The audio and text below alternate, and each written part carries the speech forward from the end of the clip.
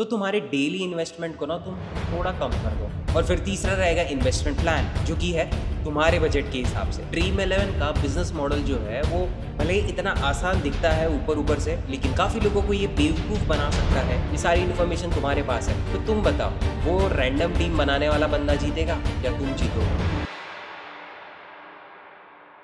क्या ड्रीम 11 पर daily earning करना पॉसिबल है? आज यही सवाल का जवाब मैं आपको देने वाला हूं, और शायद इस सवाल का जवाब आपको पसंद नहीं आएगा, बट ऐसे कुछ समझदार लोग भी रहेंगे ये वीडियो देखने वाले, जिनको एंड तक ये जरूर पता चलेगा कि हाँ पॉसिबल तो है, लेकिन किस तरीके से वो जानना बहुत जरूरी है। तो देखो, ड्रीम 11 एक ऐसा ऐप है, ऐसा एक फैंटेसी ऐप है, और उसके जैसे जितने भी फैंटेसी ऐप्स है उन सभी एप्स पे आपको पता चलेगा कि सिर्फ 10% लोग एक्चुअली जीतते हैं। मतलब बाकी के 90% लोगों के लिए डेली अर्निंग करना ड्रीम 11 पर इम्पॉसिबल है। देखो, लोग ना ड्रीम 11 को काफी मिसअंडरस्टैंड करते हैं, गलत समझते हैं। ये सोचते हैं कि ड्रीम 11 पर हम जितने ज्यादा पैसे लगाएंगे उतने ज्यादा पैसे हमको मिलेंगे। ड्रीम 11 पर हम जितने ज्यादा कॉन्टेस्ट ज्वाइन करेंगे उतने हमारे जीतने के चांसेस बढ़ेंगे। ड्रीम 11 तो एक पैसे छापने वाली मशीन है जो अनलिमिटेड पैसे बांट रही है विनर्स को। तो देखो, उसमें उनकी गलती नहीं है, क्योंकि ड्रीम 11 का बिजनेस मॉडल जो है वो भले ही इतना आसान दिखता है ऊपर से, लेकिन काफी लोगों को ये बेवकूफ बना सकता है ये सोचने में कि ड्रीम 11 एक्चुअली विनर्स को अपनी जेब से पैसे देते हैं। देखो, तुम्हारे जैसे और मेरे जैसे जितने भी इंडियंस हैं जो ड्रीम 11 पर और फैंटेसी एप्स पर पार्टिसिपेट करते हैं, कॉन्टेस्ट ज्वाइन करते हैं, पैसे लगाते हैं, उन पैसों को कलेक्ट किया जाता है, पूल किया जाता है, जिसको अल्टीमेटली बोलते हैं प्राइज मनी। अब एग्जाम्पल के लिए मैं तुमको बताऊं तो अगर एक मेगा कॉन्टेस्ट, जीएल कॉन्टेस्ट, ठीक है, वहां पर आपको लगभग 1 करोड़ लोग दिखेंगे, मतलब 1 करोड़ लोग पार्टिसिपेट करते हैं। अब 1 करोड़ लोग 59 रुपीज लगाते हैं, तो आप सोचो कितने पैसे हुए। 1 करोड़ से तो ज्यादा ही लोग रहते हैं, और लगभग 100 करोड़ के आसपास वो प्राइज पूल जमा होता है ड्रीम 11 का। अब वो तो बहुत बड़ा कॉन्टेस्ट हो गया, बहुत ज्यादा पैसे हो गए, और देखा जाए तो वो 100 करोड़ में से भी 70 करोड़ ही बांटे गए थे, ठीक है। 70 करोड़ का मेगा कॉन्टेस्ट था, बाकी के 30 करोड़ का क्या, वो तो चलो ड्रीम 11 की खुद के जेब में गया, और यहाँ वहां जहां पर भी गया उसके बारे में कभी और बात करेंगे। लेकिन अगर एक छोटे कॉन्टेस्ट की भी बात की जाए ना दोस्त, तो उसमें आपको दिखेगा कि 4 मेंबर कॉन्टेस्ट में बाकी के जो 3 लोग हैं उन सभी को हारना पड़ेगा, तब जाके नंबर 1 जो फर्स्ट विनर है उसको पैसे देने के लिए ड्रीम 11 के पास पैसे हो। तो इसी तरीके से बहुत ही कम लिमिटेड लकी विनर्स को पैसे मिलते हैं। अब ये जो 10% कैटेगरी है, विनर्स की कैटेगरी, 10% क्लब, वहां पर पहुंचने के लिए, उस कैटेगरी में आने के लिए मैं तुम्हें कोई मास्टर प्लान नहीं बताने वाला हूं, मैं कुछ तुम्हें बेचने वाला हूं जिसकी मदद से तुम वो कैटेगरी में पहुंचोगे। मैं तुमको कोई झूठे वादे नहीं करूंगा कि यार यही वीडियो देखने के बाद तुम्हारी जिंदगी बदल जाएगी, तुम अल्टीमेटली सारे मैचेस जीतते जाओगे, इसके आगे आने वाले जो भी रहेंगे, ऐसा कुछ भी नहीं है। लेकिन हाँ, अगर ये वीडियो मैंने अपलोड किया है तो ऑब्वियसली कुछ सोच के बनाया है मैंने, कुछ ऐड यहाँ पर जरूर किया है, जिसकी मदद से इस वीडियो के एंड तक तुम्हें ये समझने में आसानी होगी कि कैसे तुम उस विनिंग कैटेगरी में पहुंच सकते हो। रास्ता आसान नहीं है दोस्त, लेकिन इम्पॉसिबल भी नहीं। अब तुम्हें और एक डेली फैंटेसी अर्नर को क्या चीजें सेपरेट करती है, तुम दोनों में क्या फर्क है? सबसे पहले तो माइंडसेट का, फिर दूसरा आता है स्ट्रेटेजी का, और फिर तीसरा रहेगा इन्वेस्टमेंट प्लान, जो कि है तुम्हारे बजट के हिसाब से, और फाइनली कंसिस्टेंसी, ताकि तुम ये सारे स्टेप्स सही तरीके से पूरे कर पाओ। सबसे पहले बात करेंगे हम माइंडसेट की। देखो, नॉर्मली फैंटेसी में एक विनर होता है और एक लूजर होता है। अब विनर तो चलो खुश है अपनी टीम, अपने विनिंग के साथ, लेकिन लूजर का क्या? वो एक चीज में बहुत माहिर रहते हैं, दूसरों को ब्लेम करना। या तो वो ब्लेम करेंगे उस फैंटेसी ऐप को जहां पर वो अपनी टीम बनाकर कॉन्टेस्ट में पार्टिसिपेट किए थे, ये कह के कि यार ये फैंटेसी ऐप स्कैम है, ये फैंटेसी ऐप मेरी टीम में कुछ तो बदलाव कर रहा है, कुछ तो चीटिंग कर रहा है, ये वो। और अगर वो खुद की टीम नहीं बना रहा है, किसी फैंटेसी एक्सपर्ट की टीम ले रहा है, तो ऑब्वियसली हारने पर उसी ही ब्लेम करेगा कि तुझे टीम बनाना नहीं आता, मेरा लॉस करवा दिया। पहली बात जो कि मैं क्लियर करना चाहता हूँ, तुम्हारा लॉस करवा के किसी भी फैंटेसी एक्सपर्ट को 1 रुपया का फायदा नहीं है। It is easy to blame someone for your lack of information and skills. Alva Edison का ये कोट था, और जिससे आपको भी समझ में आ जाएगा कि लोग अपनी कमियों के लिए दूसरों को ब्लेम करना ज्यादा प्रेफर करते हैं, खुद में इंप्रूवमेंट लाना उनसे पॉसिबल नहीं होता, क्योंकि एक गेम का कॉन्सेप्ट ही वही है,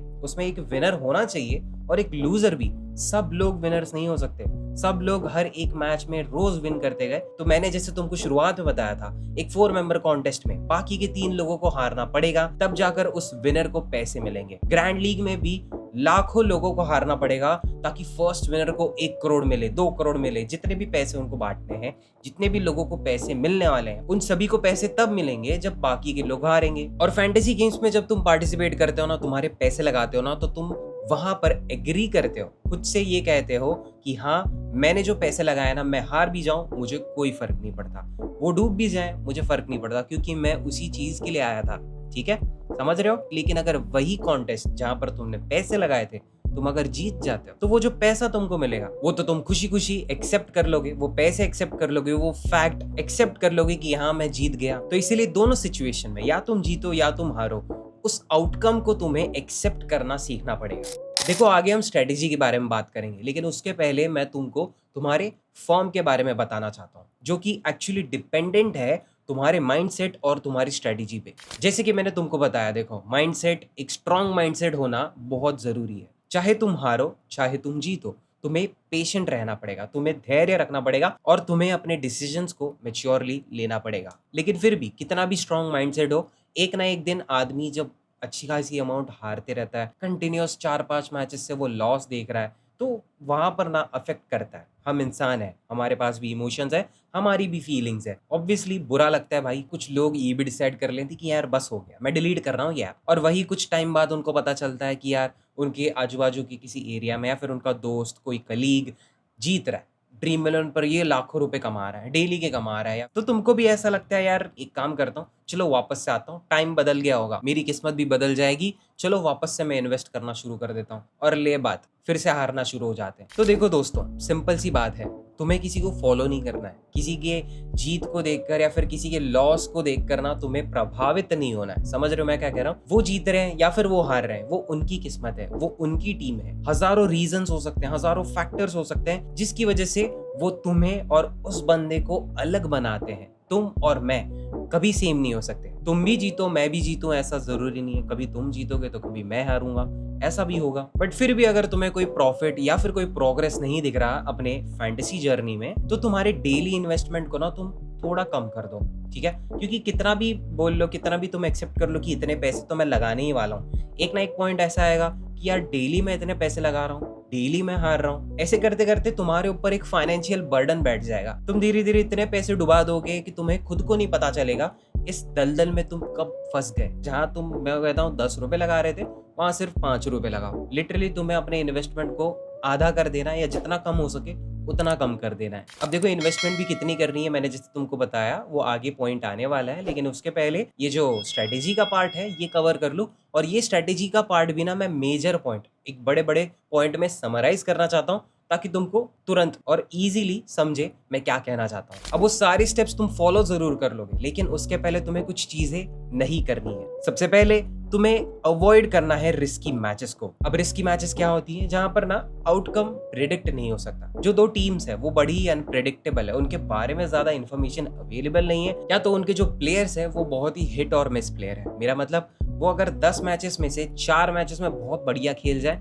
तो 6 मैचेस में हमेशा ऐसा खेलेंगे कि तुम एक्सपेक्ट भी नहीं कर सकते इतना खराब ये खेल सकता है। और ऐसी अनप्रेडिक्टेबल मैचेस में तुम्हारे लॉस के चांसेस भी बढ़ जाते हैं, तो इसीलिए इन्हें अवॉइड किया जाए। फिर तुम्हें अवॉइड करनी है वो मैचेस जहां पर आमने सामने स्ट्रॉन्ग टीम्स हैं। अब स्ट्रॉन्ग टीम्स कोई भी हो सकती है, ये डिटरमाइन करने के लिए तुम लीडर बोर्ड चेक कर सकते हो कि ये टीम टॉप पर चल रही है, किस तरीके से वो खेल रहे हैं, उनका फॉर्म क्या है, ओवरऑल टीम का, प्लेयर्स का। उस सब इन्फॉर्मेशन के बेसिस पे तुमको ये पता चलता है कि वो टीम स्ट्रॉन्ग है या वीक है। अब देखो, 2 स्ट्रॉन्ग टीम्स है। ऑब्वियसली अगर मैं इंडिया और ऑस्ट्रेलिया की बात कर रहा हूँ, तो इंडिया के भी कुछ फैंस है, ठीक है, ऑस्ट्रेलिया के भी कुछ फैंस है। उन सभी को फॉलो करना है अपनी टीम्स को, और उनकी जब मैच होगी, फेवरेट टीम की जब मैच होती है, तो कौन नहीं पैसे लगाता फैंटेसी के मामले में देखा जाए तो ऐसे में सारे फैंस इकट्ठा हो जाते हैं फैंटेसी एप्स पे, और इन फैंस की वजह से बढ़ता है भीड़, और वो भीड़ को बुलाते हैं हम कंपटीशन ज्यादा हो तो आपको भी पता है विनिंग के चांसेस बहुत कम हो जाते हैं, लेकिन जीरो नहीं होते। फिर तुम्हें अवॉइड कर रहे हैं कुछ मैचेस जो हो रही हैं अनप्रेडिक्टेबल पिच पे। देखो, ऐसे कुछ वेन्यूज है इंडिया में जहां पर वेन्यू के बारे में कुछ आइडिया नहीं, वो पिच कैसी है कुछ आइडिया नहीं है, और वेस्ट इंडीज में जो मैचेस हो रही हैं फिलहाल, वहां पर क्या होता है तुमको पता है, शुरुआती ओवर्स में फर्स्ट इनिंग्स में पेसर्स को अच्छा एडवांटेज है, लेकिन देखते ही देखते ना वो पिच बहुत ड्राई होती जाती है, और जितनी ड्राई होगी उतना स्पिनर्स का एडवांटेज बढ़ता जाएगा। अब जरूरी नहीं है ये चीज वैसी ही हो, मल्टीपल फैक्टर आ सकते हैं यहाँ पर। वेदर एक हो सकता है, ह्यूमिडिटी हो सकता है, ये सारे फैक्टर्स की वजह से फर्स्ट इनिंग्स में कुछ और हाल था, सेकंड इनिंग्स में कुछ और हाल हो गया।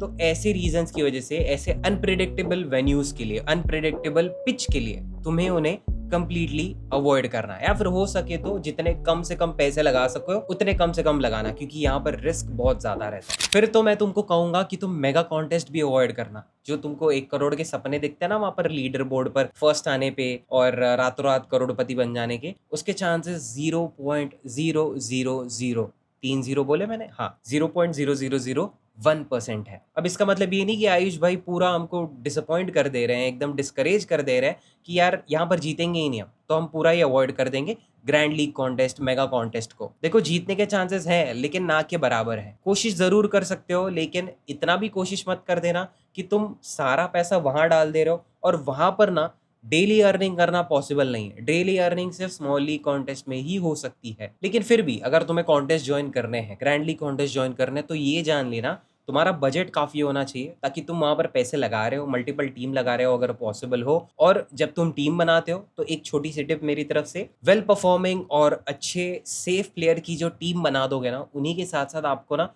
2 से 4 ऐसे रिस्की प्लेयर्स ऐड करने जिनको बहुत कम लोगों ने ऐड किया।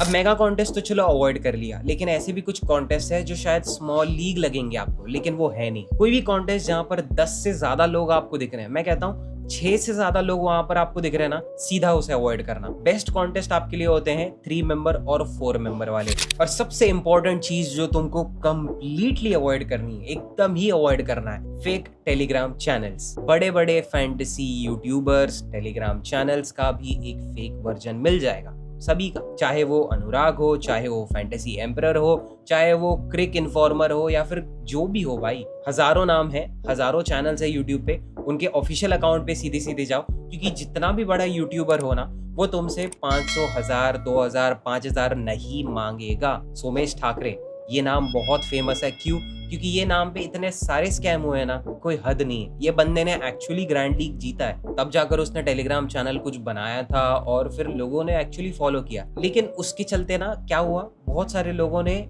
फेक अकाउंट बनाए, ये बोल के कि मैं सोमेश ठाकरे हूँ और मैं तुमको ग्रैंड लीग जितवाऊंगा। फेक स्क्रीनशॉट्स तुमको दिखाएंगे, हाँ फेक स्क्रीनशॉट्स भी बनाते हैं लोग कि देखो ये ग्रैंड लीग में मैंने 2 करोड़ जीत लिए। नकली पासपोर्ट, आधार कार्ड तो लोग जमाने से बना रहे हैं, तो ये स्क्रीनशॉट क्या है?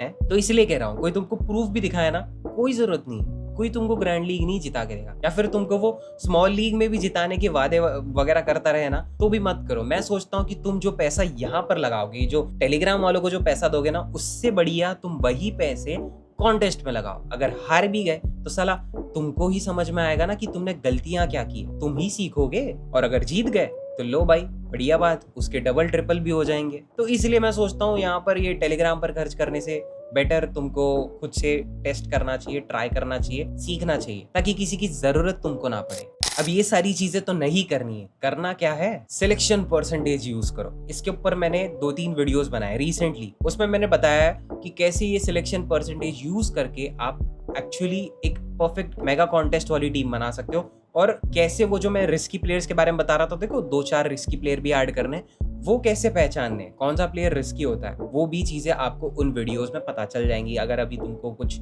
थंबनेल दिख रहे हैं तो वही वीडियोस तुम चेक कर सकते हो, फैंटेसी एम्परर के यूट्यूब चैनल पर तुमको मिल जाएंगे। फिर जैसे कि मैंने तुमको एक टिप दी थी, सेफ टीम तुमको बनानी है, सेफ प्लेयर्स तुमको ऐड करने, वेल परफॉर्मिंग जिनको सभी लोग ऐड कर रहे हैं। सिलेक्शन परसेंटेज 50% से ज्यादा है, 80% से ज्यादा है, उन सभी को आपको भी ऐड करना पड़ेगा। अब अगर स्मॉल लीग की हम बात कर रहे हैं ना, तो वहां पर 1 से 3 रिस्की प्लेयर तुम ऐड कर सकते हो। इससे होगा ये कि तुमको एक अलग एडवांटेज भी मिलेगा, एक डिफरेंट अप्रोच मिलेगी, क्योंकि सभी लोग उनको ऐड नहीं करने वाले, तुम ऐड करोगे। तो अगर वो रिस्की प्लेयर अच्छा खेल गया तो सिर्फ तुम्ही को एडवांटेज रहेगा, और जिन्होंने उनको ड्रॉप किया था उनको तो कुछ नहीं मिलने वाला। फिर मैं तुमको ये भी रेकमेंड करूंगा, कुछ अलग स्पोर्ट्स तुम ट्राई करो। क्रिकेट के बारे में तो सभी को पता है, क्रिकेट तो चलता रहता है, लेकिन आप ट्राई कर सकते हो बास्केटबॉल, फुटबॉल, कबड्डी आने वाला है कुछ महीनों में, ऐसे स्पोर्ट्स भी तुम ट्राई कर सकते हो जहां पर एडवांटेज तुम्हारे नॉलेज का रहेगा तुम्हें, समझ रहे हो? तुम्हें जितना पता है वो शायद दूसरे आदमी को नहीं पता, लेकिन तुमको पता है वो गेम में रूल्स क्या है, वो गेम में सबसे टॉप पर कौन बैठा है, सबसे बेस्ट कौन खेलता है, ये सारी इन्फॉर्मेशन तुम्हारे पास है। तो तुम बताओ वो रैंडम टीम बनाने वाला बंदा जीतेगा या तुम जीतोगे? और फाइनली मैं तुमको बताना चाहूंगा, प्ले रिस्पॉन्सिबली। अब ये काफी छोटा स्टेटमेंट है लेकिन बहुत ही बड़ा मीनिंग है इसका। तुम ड्रीम11 के सारे एड्स में ये चीज सुनते हो, involves financial risk, play responsibly. ये क्यों बोलते हैं? वो इसलिए क्योंकि फैंटेसी एक स्किल बेस्ड गेम है जहाँ पर स्किल्स तुम लगाओगे तुम पैसे जीतोगे, लेकिन तुम इसको सट्टा बना दोगे कि यार मेरा तो अच्छा चल रहा है, मैं तो बहुत पैसे जीत रहा हूँ। और सट्टे में लोग, एक सट्टेबाज क्या करता है, जब जीतता है तो और पैसे लगाता है, और सट्टेबाज की किस्मत कितना ही चलती है, ज़्यादा नहीं चलती, और जब खत्म हो जाती है ना तो उसी के साथ साथ उनके पैसे भी खत्म हो जाते हैं। तो सट्टे जैसे इसको ट्रीट मत करो, इसको एक स्किल बेस्ड गेम जैसे ट्रीट करो। इसमें स्किल्स तुम्हें यूज करनी है, रिस्पॉन्सिबली तुमको खेलना है। जितना दिमाग टीम बनाने में लगा रहे हो ना, उतना ही दिमाग तुमको खुद को कंट्रोल करने में भी लगाना है। कितने पैसे लगा रहे हो, कितने नहीं लगा रहे हो, कितने डूब रहे हैं, कितने आ रहे हैं, वो सब तुमको चीजें कैलकुलेट करनी पड़ेंगी,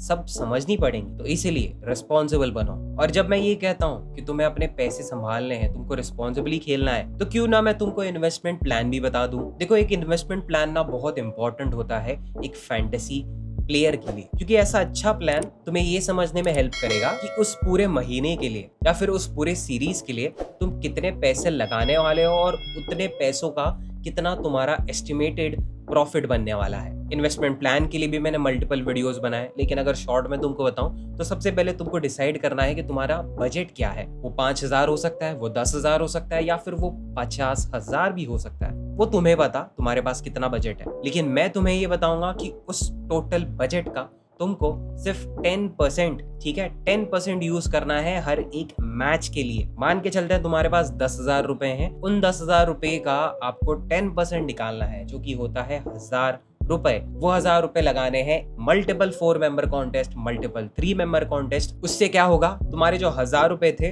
वो हर जगह डिस्ट्रीब्यूट हो गए हैं, अलग अलग कॉन्टेस्ट में डिस्ट्रीब्यूट हो गए हैं। 100 रुपए के तुम 10 कॉन्टेस्ट लगा लो, या फिर 50 रुपए के तुम 20 कॉन्टेस्ट लगा लो। जितना तुम डिस्ट्रीब्यूट करोगे अच्छे से, उससे क्या होगा, तुम्हारा रिस्क डिस्ट्रीब्यूट हो जाएगा, डिवाइड हो जाएगा, कम हो जाएगा, और जीतने के चांसेस अल्टीमेटली तुम्हारे ज्यादा रहेंगे। मैं कहता हूँ 20 कॉन्टेस्ट तुमने ज्वाइन कर लिया और उन 20 कॉन्टेस्ट में लिटरली तुमने 12-15 कॉन्टेस्ट जीत लिए, क्लियर कट तुम्हारा उस दिन का प्रॉफिट निकल जाएगा। क्योंकि 4 मेंबर कॉन्टेस्ट अगर तुम 60% से ज्यादा विन करते हो तो तुम अच्छे खासे प्रॉफिट में हो, ठीक है। और 3 मेंबर कॉन्टेस्ट में तुमको मिनिमम 60 to 70% मिनिमम जीतने पड़ेंगे, तब जाके तुम्हें नोटिसेबल अच्छा प्रॉफिट दिखेगा डेली बेसिस पे।